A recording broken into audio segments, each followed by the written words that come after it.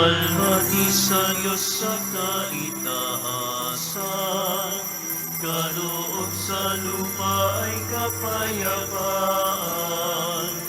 Pinupuri ka, ipinagdarangal, sinasamba ka dahil sa dakila mong kalwalhatian.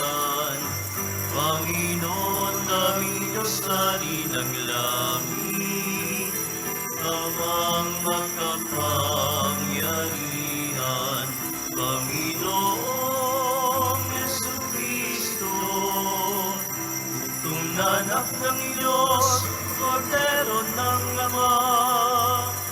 Ikaw na nag-aalis ng mga kasalanan ng sanlibutan. Tanggapin mo ang aming kahilingan, ikaw na naluluklok sa kanan ng